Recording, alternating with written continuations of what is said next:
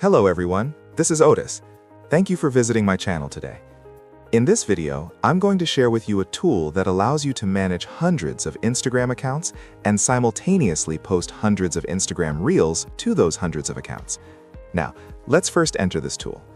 Here, as you can see, you can manage over 700 accounts. To post a Reel, select the Post section and then choose Post Reel. Next, select the accounts you want to post to. Here, I'll select all 700 accounts. Next, set the posting time here, and then select the content you want to post. Yes, select the content. This content needs to be uploaded to the software beforehand. Next, further down, you'll find the Settings section. How many videos you want to post per account. Next, there's the Hashtag section and the Facebook account sharing section. Once the settings are complete, simply click Start. Yes, it's very easy, isn't it?